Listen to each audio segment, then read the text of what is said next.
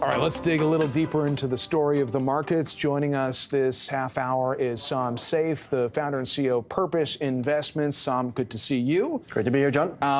It's an interesting time in the market where a lot of the market mood seems to be driven by what people think is happening with the economy, what subsequently happens with things like interest rates, and then what are companies saying about how they're navigating through this environment? What stands out to you right now? Well, I'd actually add that it's really what the Fed's going to do. Yeah, right. We moved from a market of fundamentals and investing and long-term thinking to what is the Fed going to do tomorrow? What's the Fed going to do today?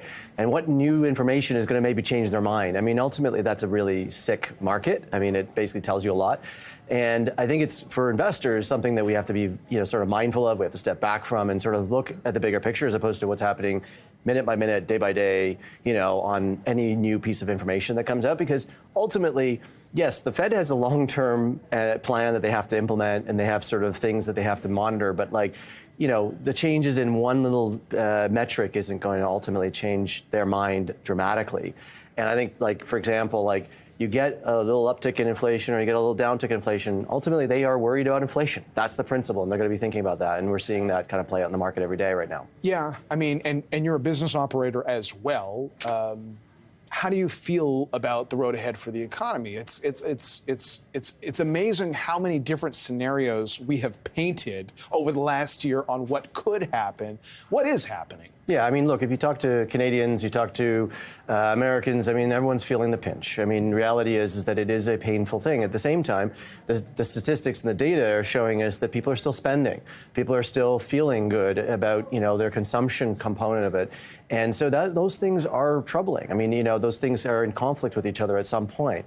And so how that will play out, and I think that's what ultimately, everyone is sort of sitting back, waiting for this economic recession. And, in the United States, it continues to be robust on the economic side. And in Canada, I'd actually argue that we've already seen, or we're in the middle of a bit of a recession already.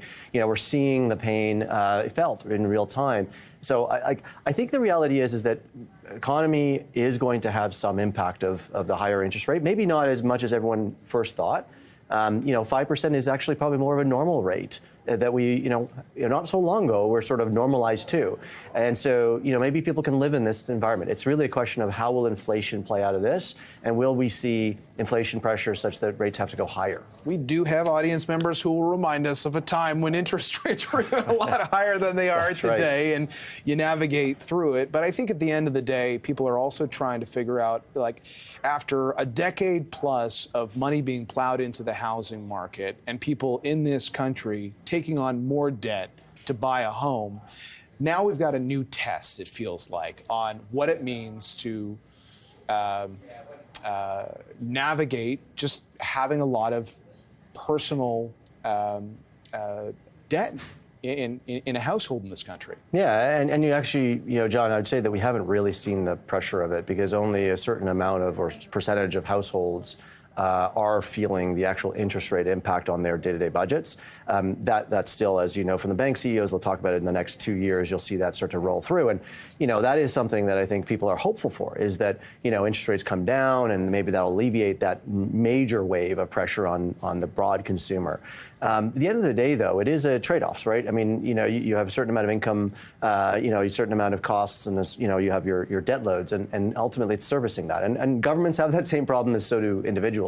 And I think it's really important that we say, understand the disciplines that go into that. But again, there will be trade-offs. What isn't going to happen, and maybe at the government level, people have, gotten to assume that they'll continue just to spend.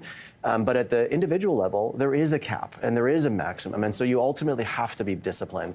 And, how that gets enforced is going to be a really critical issue. Okay, so you spend a lot of your time talking to your team about the investing landscape, but also what kind of feedback you're getting from Canadian investors.